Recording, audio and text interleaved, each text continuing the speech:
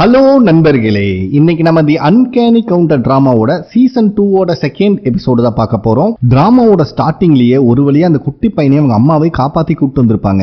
ரெண்டு பேர் மயக்கத்துல இருக்கும்போது மாவோக்கி இருந்துட்டு இந்த பையன் எமோஷனலா ரொம்ப பாதிக்கப்பட்டிருக்கான், இவன் நார்மல் ஸ்டேஜுக்கு வர்றது ரொம்ப ரொம்ப கஷ்டமான விஷயம் அப்படிங்கிற மாதிரி சொல்லிடுறாங்க. நம்ம ஹீரோவும் நல்லா யோசிச்சு பார்க்கும்போது அவனுக்கு ஒரு ஐடியா வருது. அப்போ மாவோக்கி கிட்ட போய் எனக்கு தெரிஞ்ச சில பேர் இருக்காங்க, மனுஷங்களோட மனசை புரிஞ்சுக்கிறதுல அவங்களை அடிச்சுக்க ஆளே கிடையாது அப்படிங்கிற மாதிரி சொல்லிடுறான். அங்க சீனும் கட் ஆகுது. அடுத்த சீன்லயே நம்ம ஹீரோவோட ஃப்ரெண்டுக்காரன் பார்ட் டைம் ஜாபா, என்ன ஜாபுடா அப்படிங்கிற மாதிரி கேட்கறான். அதுக்குள்ளேயும் ஃப்ரெண்டுக்காரி இருந்துட்டு நூடுல் ஷாப்ல தான் பார்ட் டைம் ஜாப்னு நினைச்சிட்டு அதுக்கேற்ற மாதிரி ட்ரெஸ் போட்டு வந்து நான் ரெடியா இருக்கனே அப்படின்னு சொல்லிட்டு இருக்கா. சோ இவங்க ரெண்டு பேர்த்தையும் வச்சுதான் அந்த குட்டி பையனை நார்மல் ஆக்கறதுக்கு நம்ம ஹீரோ பிளான் பண்ணிருக்காரு. சரி என்னதான்டா வேலை அப்படின்னு கேட்டா நம்ம ஹீரோ இருந்துட்டு ஒரு குட்டி பையனை ஜாலியா வச்சுக்கணும், அவனுக்கு கொரியன் சொல்லி கொடுக்கணும், ரொம்ப சிம்பிளான வேலை அப்படின்னு சொல்லிடுறான். அப்ப ஃப்ரெண்டுக்காரி இருந்துட்டு இது நானே பாத்துக்கிறேன், இந்த குண்டு பையன் தேவையில்லை அப்படிங்கிற மாதிரி சொல்லி நோஸ் கட் பண்றா. இருந்தாலும் ஃப்ரெண்டுக்காரன் தயவு செஞ்சு என்னையும் சேர்த்து கூட அப்படின்னு சிக்னல் கொடுத்துட்டு இருக்கான். கடைசியில இந்த ரெண்டு பக்கிகளும் ஒரு கறி துண்டுக்காக அடிச்சுக்கிறாங்க. அப்ப ஹீரோ டே சண்டை போடாதீங்கன்னா ரெண்டு பேத்து கையும் கேஷுவலா டச் பண்ணுவான். அப்ப இவனுக்கு ஒரு விஷன் வருது,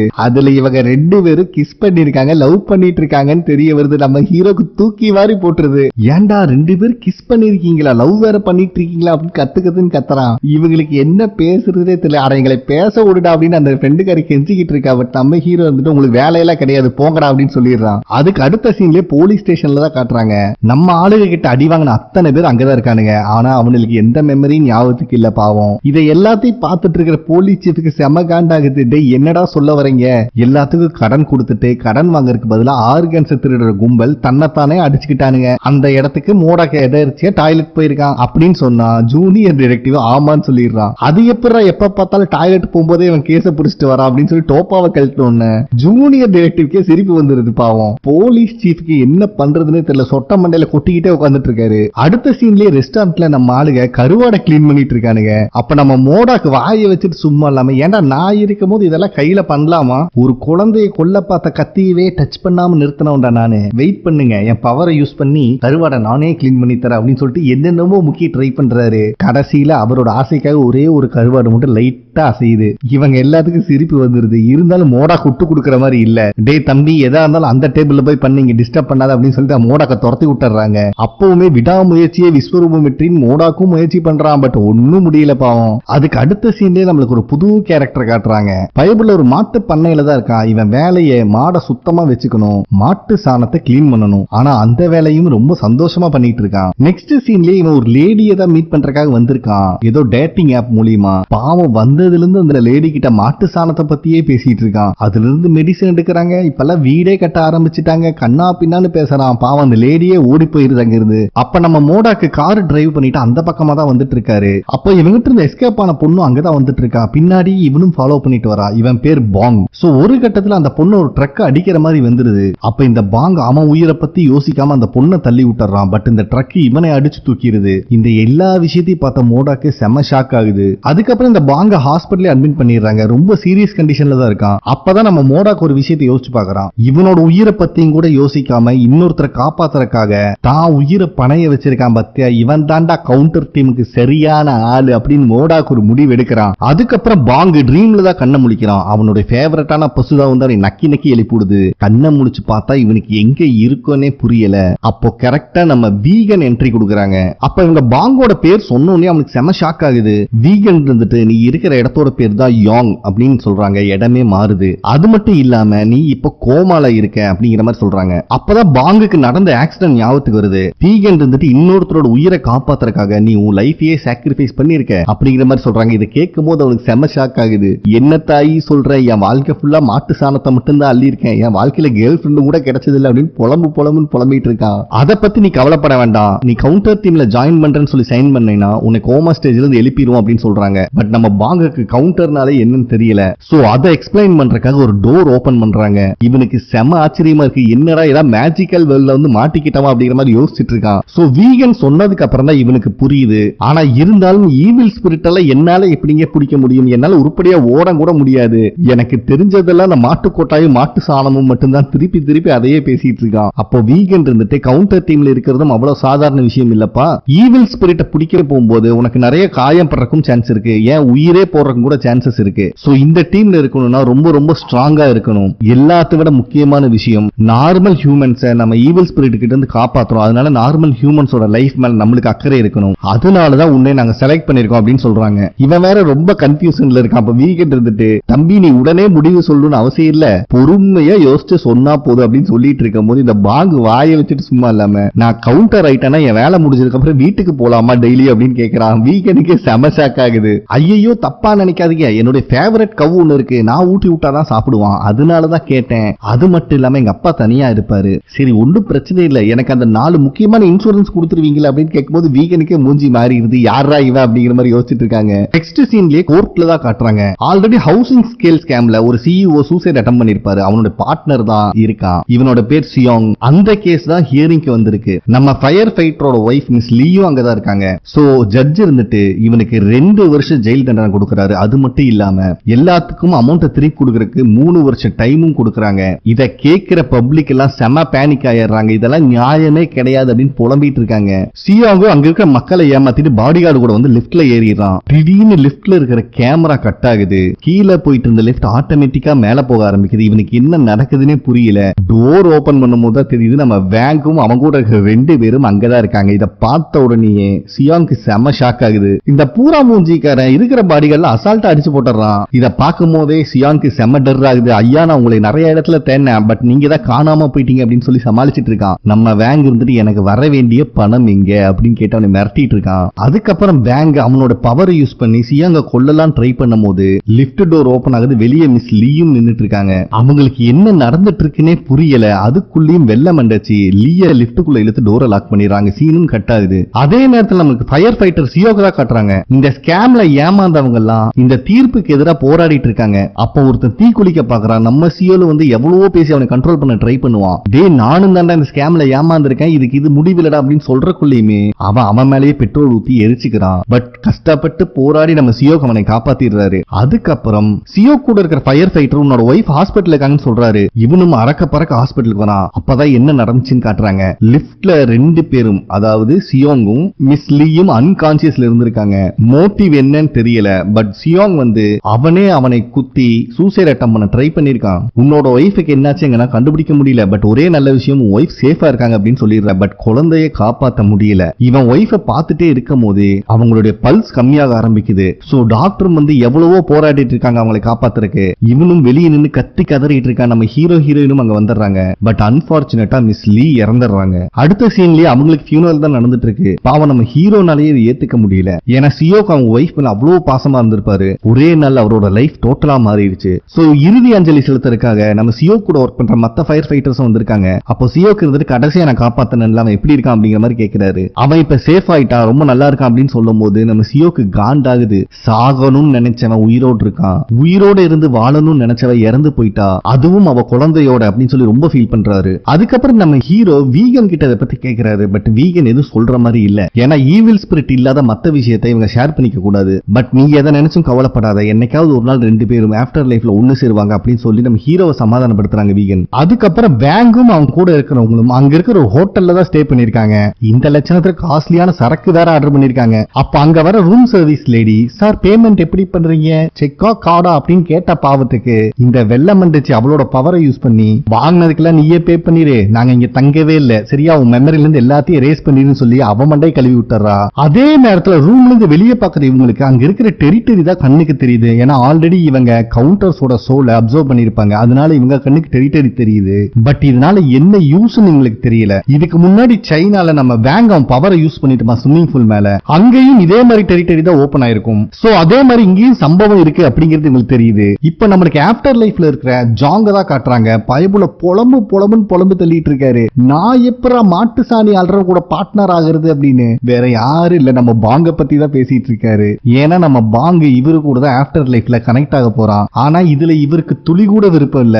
அவனோட ரெசியூம் எடுத்து வச்சுட்டு இவனோட மூஞ்சிய பாருங்கடா, இவன்லாம் எப்படா கவுண்டர் டீம்ல சேர்த்த போறீங்க அப்படின்னு புலம்புறாரு. அப்ப வீகன் வந்துட்டு, தம்பி உன்னோட சேஃப்டி மட்டும் பார்க்க கூடாது, கவுண்டர் டீம்ல சேர்த்தறதே ஈவில் ஸ்பிரிட்டை வேட்டையாடுறதுக்கு மட்டும்தான். சோ எவனுக்கு மத்தவங்க உயிர் மேல அக்கறை இருக்கும் அவன் தான் இந்த டீமுக்கு எலிஜிபிளான ஆள், அதனாலதான் இவனை செலக்ட் பண்ணிருக்கோம் அப்படிங்கிற மாதிரி சொல்றாங்க. மத்தவங்களும் ஜாங்கோட மண்டையை கழுவிட்டு இருக்காங்க. அப்ப மாவோக்கியோட பையன் இருந்துட்டு, ஆல்ரெடி சைனால இருக்கிற மொத்த கவுண்டர் டீமையும் முடிச்சுட்டானுங்க, சோ நீ ரொம்ப செல்ஃபிஷா பிஹேவ் பண்ணிட்டு இருக்க அப்படிங்கிற மாதிரி வார்னிங் கொடுக்கறான். இந்த ஆள் எதையும் ஏத்துக்கிற மாதிரி இல்ல, கடுப்பான வீகன். சரிப்பா, நீ உன்னோட சேஃப்டியை பாக்குறதா இருந்தா இனிமேல் நீ எங்கல்ல ஒருத்தனா இருக்க முடியாது அப்படின்னு சொல்லிடுறாங்க. பயபுள்ளைக்கு செம ஷாக் ஆகுது. ஐயோ, ஒரு நிமிஷம் பொறுமையா இருக்க, நான் சொன்னது நீங்க தப்பா புரிஞ்சுட்டீங்க. பாருங்க இவன் ரெசியூமை பாருங்க, எவ்வளவு இன்னசென்ட்டா இருக்கான், கண்டிப்பா நல்ல பையனா தான் இருப்பான், நான் சேர்த்துக்கிறேன் அப்படின்னு மனசே இல்லாம ஒத்துக்கிறான். அதுக்கப்புறம் நம்ம ஜாங் புது கவுண்டர் தான் வந்து மீட் பண்றாரு. இவன் வாயை வச்சுட்டு சும்மா இல்லாம இனிமேல் நான் தான் உங்களோட புது கவுண்ட் அப்படின்னு சொல்லிடுறான். இதுல ஜாங்குக்கு செம காண்டாகுது. ஏன்டா நாரவாயா, உன்னோட வாயில கவுண்டர்னு கூட ஃபுல்லா வராதாடா அப்படின்னு கிளாஸ் எடுத்துட்டு இருக்கான். அது மட்டும் இல்லாம நம்ம பாங் கிட்ட நீ வீகன்ட்ட போய் என்னால இந்த டியூட்டில பண்ண முடியாது, நான் கவுண்டர் டீம்ல இல்ல அப்படின்னு சொல்லிருந்து மண்டை கழுவு ட்ரை பண்றான். ஆனா நம்ம பாங் இருந்துட்டு என் ஆம்ச பாத்தீங்கல்ல, மாட்டு சாணத்தை வலிச்சு மசுல ஏத்தி வச்சிருக்க அப்படின்னு பில்டப் போட்டுட்டு இருக்கா. இதுல ஜாங்குக்கு செம காண்டாகுது. அதுக்கப்புறம் இவன் ஸ்ட்ரென்த் காட்டுறங்கிற பேர்ல ஜாங்க தூக்க ட்ரை பண்ணி அவர் பேண்டையே கிழிச்சிருவானாட்டு இருக்கு. அவருக்கு ஏற்கனவே டர் கிளம்பிட்டு இருக்கு. அதுக்கப்புறம் நம்ம ஜாங் மட்டும் சேஃப்டியா பேராஷூட் எல்லாம் கட்டிட்டு அங்க இருக்க ஒரு டோர் ஓபன் பண்ணி இவனை உள்ள தள்ளி விட்டுறாரு. பின்னாடியே அவரும் தான் குதிக்கிறாரு. இருந்தாலும் நம்ம பாங்குக்கு உசுறு கையில இல்ல. டேய் தயவு செஞ்சு என்னை காப்பாத்துறா அப்படிங்கிற மாதிரி கெஞ்சிட்டு கிடக்குறான். அப்ப ரெண்டு பேர்த்து கையும் டச் ஆகும் போது பாங்கோட கையில அந்த டாட்ஸ் கிரியேட் ஆயிருது. சோ கவுண்டர் டீம்ல ஜாயின் ஆயிட்டா நம்ம பாங்கு. இதனால ஜாங் இருந்துட்டு பேராஷூட் யூஸ் பண்ணி எஸ்கேப் ஆயிடுறாரு. ஆனா இந்த பக்கி மட்டும் பாவம் காப்பாத்தவே ஆள் இல்லாத மாதிரி அங்கிருந்து விழுந்துட்டு இருக்கான். அப்போ பிரசன்ட்ல நம்ம பாங்கு கோமால இருந்து கண்ணு முழிக்கிறான். இவன் முடிய பார்த்தோன்னே நம்மளுக்கு தெரிஞ்சிருது பயபுள்ள கவுண்டர்ல ஒரு மெம்பர் ஆயிட்டான் அப்படின்னு. நூடுல்ஸ் மண்டையோட முடி கேப்புக்கு வெளியே வந்து டான்ஸ் ஆடிட்டு இருக்கு. அப்ப அந்த கையில இருக்கிற டாட்ஸையும் பாத்துறான். ஏதோ சூப்பர் பவர் எல்லாம் வந்திருக்குன்னு நினைச்சு ஏதோ ட்ரை பண்றான். ஆனா ஒரு ஹேரும் நகுந்த மாதிரி இல்ல. அப்போ பக்கத்திலேயே ஒரு சத்தம் கேக்குது, தம்பி கொஞ்ச நேரம் டப்பியை சாத்திட்டு அப்படின்னு. பார்த்தா நம்ம மோடாக்கு. சோ பாங்கியும் கூப்பிட்டு வந்து கவுண்டர் டீம்ல எல்லாத்துக்கும் இன்ட்ரோடியூஸ் பண்ணி வச்சிட்டு இருக்காரு. நம்ம ஹீரோவும் கையை ஷேக் பண்ணாலே பாங்குக்கு உடம்பே ஷேக் ஆகுது. பயபுலைக்கு வலி தாங்க முடியல, பாவம் ரொம்பவே வீக்கா இருக்கான் இவன். அப்ப ஹீரோயின் அங்க வேலை செஞ்சிட்டு இருக்கிறத பாக்குறான். அவகிட்ட ஃப்ரெண்ட் ஆகலான்னு போய் பேச கொடுத்தா தெரியாம கைய வேற டச் பண்ணிடுறான். நம்ம ஆளுகளுக்கு தெரிஞ்சு போயிருது பையனுக்கு இன்னைக்கு சங்குதான்னு நினைக்கிறதுக்குள்ளேயுமே பயபுள்ளைக்கு ஒரு அடி உளுந்துருது. வலி தாங்க முடியாம கத்திட்டு இருக்கான். புது கவுண்டர் வந்தனால எல்லாரும் சேர்ந்து குரூப் போட்டோ எடுக்கிறாங்க. இவனும் மத்த கவுண்டர் பண்ண அதே தப்பதான் பண்றான். ஹீரோயின் மேல லைட்டா கைய வச்சதுக்கே பயபுள்ள பறந்து போயிட்டு இருக்கான். நெக்ஸ்ட் சீன்லயே நம்ம சியோக்கோட அம்மாவை தான் காட்டுறாங்க. அவன் ரூம்குள்ள போய் கதவை சாத்தனவே வெளியே வரவே இல்லடே, கொஞ்சமாவது சாப்பிடுடா அப்படின்னு வெளியே இருந்து கெஞ்சிட்டு இருக்காங்க. ஆனா இருந்தாலும் அவனால அவன் மனைவி இழந்ததை ஏத்துக்கவே முடியல. ரொம்ப சோகத்துல இருக்கான். அடுத்த சீன்லயே ஒரு கன்ஸ்ட்ரக்ஷன் சைட்ல இருந்து ஒருத்தன் தொப்புன்னு கீழே விழுகிறான். வேற யாரும் இல்ல, இந்த பூரா முஞ்சிதான் இதுக்கெல்லாம் காரணம். அட இவ்ளோ அடி வாங்கி தப்பிச்சு போக பாக்குறீடான்னு சொல்லிட்டு காலை உடச்சு விட்டுறான். அந்த அடிப்பட்டவனை திருப்பி மேல வரைக்கும் கூப்பிட்டு வந்து மாடியிலிருந்து திருப்பி திருப்பி தூக்கி வீசுறான். இந்த பக்கி பயப்புள்ளைக்கு இது விளையாட்டுத்தனமா இருக்கு. அப்போ அங்க டெரிட்டரியும் ஓபன் ஆகுது. இவனுக்கு என்ன நடக்குதுன்னே புரியல. அதே நேரத்துல நம்ம ஹீரோயினும் ஹீரோவும் சேர்ந்து பாங்குக்கு ட்ரைனிங் கொடுக்கறங்கிற பேர்ல பயப்புள்ளைய அடிச்சு கொன்னு எடுத்து வச்சிருக்கானுங்க. நம்ம மாவோக்கு எல்லாத்தையும் திட்டிக்கிட்டே அவனுக்கு ஒத்தனை வச்சிட்டு இருக்காங்க. அப்போ கரெக்டா நம்ம ஹீரோயினுக்கு ஈவில் ஸ்பிரிட் இருக்கிற ஸ்பாட் ஆயிருது. சோ எல்லாத்துக்கிட்டையுமே சொல்றா லெவல் 3 ஈவில் ஸ்பிரிட் பக்கத்துல ஒண்ணு இருக்கு அப்படின்னு. அதுக்கப்புறம் அந்த ஈவில் ஸ்பிரிட் பிடிக்கிறதுக்காக எல்லாரும் கிளம்புறாங்க. பாங்குக்கு ஆல்ரெடி நலுங்க வச்சனால நீ மூடிட்டு இங்கேயே உட்காருன்னு சொல்லி அங்கேயே விட்டுட்டு வந்துடுறாங்க. வண்டியில போயிட்டு இருக்கும் போது ஈவில் ஸ்பிரிட் ஸ்பாட் ஆகி மறைஞ்சிட்டு இருக்கு. சோ ஹீரோயினுக்கு நல்லாவே தெரியுது அந்த ஈவில் ஸ்பிரிட் கண்ணுக்கு டெரிட்டரி தெரியுது. அவன் வேணுட்டே உள்ள வந்துட்டு போயிட்டு இருக்கான் அப்படிங்கிற விஷயத்தை எல்லாத்துக்கிட்டையும் சொல்றா. சோ ஒருவேளை இந்த ஈவில் ஸ்பிரிட் சைனால கவுண்டர் டீமை கொண்ட ஈவில் ஸ்பிரிட்டா இருக்குமோ அப்படிங்கிற சந்தேகம் இவங்களுக்கு வருது. அதுக்கப்புறம் நம்ம ஆளுங்க அந்த கன்ஸ்ட்ரக்ஷன் சைட்டுக்கும் வந்துடுறாங்க. எல்லாரும் தனித்தனியா பிரிஞ்சு தேட ஆரம்பிக்கும் போது மாவோக்கி அந்த அடிப்பட்டவனை கண்டுபிடிச்சிடுறாங்க. ஆனா அந்த அடிப்பட்டவனை அந்த ஈவில் ஸ்பிரிட்டை ஹீல் பண்ணிருக்கான் அப்படிங்கிறதும் உங்களுக்கு தெரிய வருது. அதே சமயத்துல நம்ம ஹீரோயினும் அந்த ஈவில் ஸ்பிரிட்டை பாத்துறா.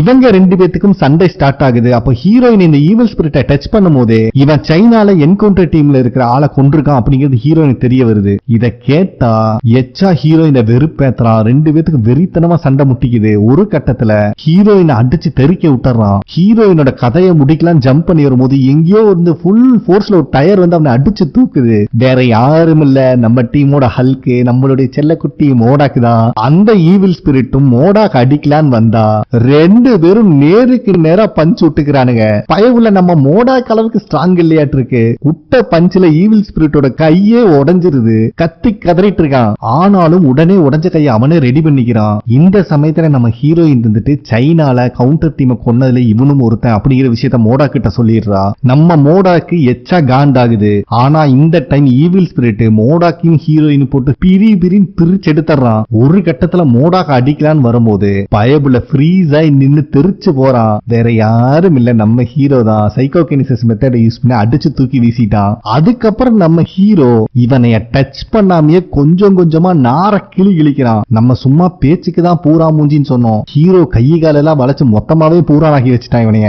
ஒரு கட்டத்துல இவன் ஒரு டயரை தூக்கி ஹீரோ மேல வீச ட்ரை பண்ணுவான். ஹீரோ நகர்ந்துடுறான். பட் அது மோடாக் மேல பட்டுருது. அதனால மோடாக் அந்த பிரிட்ஜ்ல இருந்து கீழே விழுகிற சிச்சுவேஷன் ஆயிருது. ஹீரோவும் மோடாக்க காப்பாத்த ட்ரை பண்ற கேப்ல இந்த பூரா மூஞ்சி வாயன் எஸ்கேப் ஆயிடுறான். இந்த எல்லா விஷயத்தையும் அந்த வெள்ளமண்டக்காரியும் வேங்கும் தூரமா இருந்து பார்த்துட்டு தான் இருக்காங்க. சோ நம்ம ஆளுகளோட கெப்பாசிட்டியை செக் பண்றதுக்காகவே வேங் இதை பண்ணிருக்கான். அதுக்கப்புறம் நம்ம டீமை சேர்ந்தவங்க நூடுல்ஸ் ஷாப்ல உட்காந்து இதை பத்தி தான் டிஸ்கஸ் பண்ணிட்டு இருக்காங்க. ஏன்னா இப்ப இருக்கிற ஈவில் ஸ்பிரிட்டுக்கு டெரிட்டரி கண்ணுக்கு தெரியும் அப்படின்னா கண்டிப்பா இனிமேல் நம்ம அவங்களை கண்டுபிடிக்கிறது ரொம்ப கஷ்டம் அப்படின்னு மாவோக்கி சொல்லிடுறாங்க. பட் இருந்தாலும் வந்தவன் குரூப்பை சேர்ந்தவங்க தான் கவுண்டர் டீமை கொண்டிருக்காங்க. நம்ம இவங்களை அதே நேரத்தில் சும்மாவும் விட முடியாது அப்படின்னு கொலகாண்டாகுது. இவங்க இதெல்லாம் பேசிட்டு இருக்கிற கேட்கிற நம்ம பாங்குக்கு ரோசம் தலைக்கு ஏறிடுது. ராஜமாதா இவனில என்ன பண்ணணும்னு மட்டும் சொல்லுங்க, நசுக்கு நசுக்கு நசுக்கி சூப்பு வச்சு குடிச்சிடறான் அப்படின்னு டைலாக் பேசும்போது வாய் கோணிக்குது. இத பார்த்துட்டு இருக்கிற மோடாக்கு செம்ம காண்டாகுது. பேசாம இவனை நம்மளே அடிச்சு கொண்டுலாமா அப்படிங்கிற அளவுக்கு யோசிச்சுட்டு இருக்கான். அப்பதான் நம்ம ஹீரோயின் இன்னொரு விஷயத்த சொல்றா. அந்த ஈவில் ஸ்பிரிட்டை டச் பண்ணும்போது இவனுக்கு தான் சியோக்கோட ஒய்ஃப் மிஸ் லீய கொண்டிருக்கானுங்க அப்படிங்கிறதும் தெரிய வந்தது.